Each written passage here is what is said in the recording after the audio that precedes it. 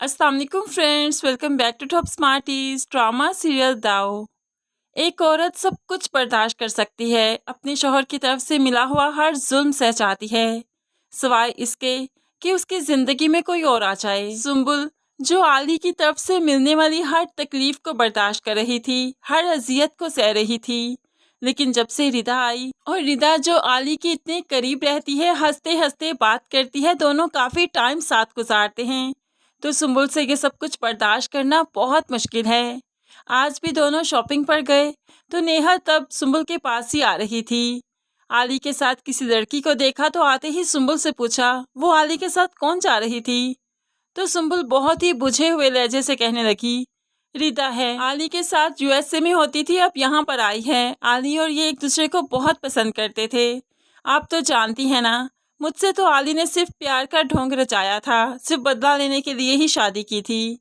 नेहा सुम्बुल की तकलीफ को बहुत अच्छे से समझ रही है, लेकिन कुछ कर नहीं सकती। नेहा तो सुम्बुल से मिलने के बाद यहाँ से चली जाती है, लेकिन सुम्बुल अभी तक आली और रिदा के ख्यालों में ही गुम है। उनके बारे में सोचते सोचते आंख लग गई तो क्या देखती है कि डोरबेल बजी है, और जल्दी से जाकर दरवाज़ा खोला तो सामने आली और रिदा खड़े हैं, जिन्होंने फूलों के हार पहने हैं। और आली सुम्बुल को बताने लगा हम दोनों ने निकाह कर लिया है। ऐसे में सुम्बुल की तो चीखें निकल गई, और इन्हीं चीहों से फिर सुम्बुल की आंख भी खुल जाती है, और उठते ही वो बहुत रोती है। जल्दी से दरवाजे की तरफ भागी, दरवाज़ा खोला जहाँ पर आली और रिदा खड़े थे।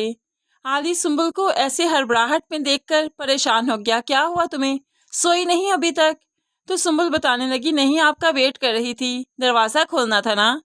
तो आली कहने लगा क्यों, तुम्हें मालूम नहीं कि दूसरी चाबी मेरे पास भी है, तुमने क्यों दरवाज़ा खोलना था, तुम्हें सो जाना चाहिए था। अब तो सुम्बुल परेशान हो गई, भला बताए तो क्या बताए कि वो तो कितना बुरा ख्वाब देख चुकी है।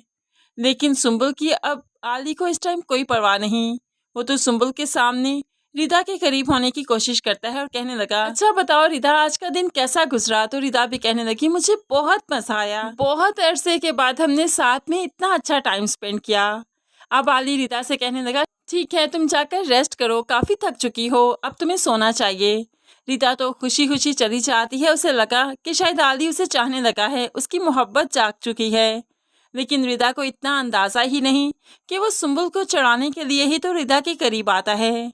अब अगले दिन रिदा जो हवाओं में उड़ती फिरती है, उसे लगा कि आली की मोहब्बत उसने पाली, उसके लिए चाय बनाकर लाती है। तो आली कहने लगा सुम्बुल कहाँ है, उसे कहना था चाय बना देती।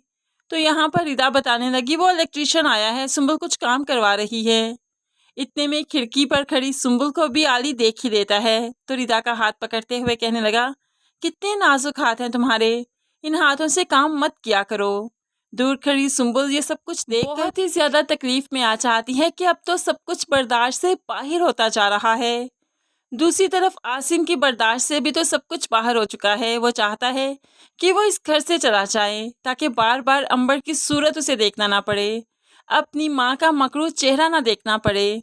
लेकिन नेहा ही है जो कि आसिम को इस घर से नहीं जाने देती। ऐसे में अंबर जो आसिम और नेहा की बातें कान लगाकर सुन रही थी, तो जान चाहती है कि भाई हमारे साथ रहना नहीं चाहता, ये तो भाभी है जिसकी वजह से भाई आज हमारे साथ है। अब अंबर को नेहा की अच्छाइयों के बारे में मालूम पड़ गया, इसलिए तो वो नेहा से माफ़ी मांगती है कि जो कुछ आज तक आपके साथ किया बहुत गलत किया।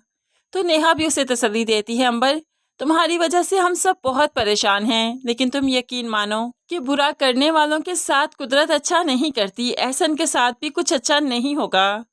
अब नेहा अंबर से पूछ लेती है अच्छा अंबर एक बात बताओ, ये वही लड़का है ना जिसे उस दिन मैंने गाड़ी में देखा था तुम्हारे साथ? तो अंबर अब निस्बत में सर हिलाती है और शर्मिंदा भी होती है। लेकिन फ्रेंड्स आपको क्या लगता है, आली ने रिदा से वाकई निकाह कर लिया कि ये सुम्बुल का ख्वाब था? आप इस बारे में कैसे सोचते हैं ज़रूर कमेंट्स में बताइएगा। मज़ीद वीडियोस के लिए चैनल को सब्सक्राइब करके साथ बेल नोटिफिकेशन ज़रूर प्रेस कीजिए ताकि आने वाली हर वीडियो बहुत आसानी से देख सकें। अल्लाह हाफिज़।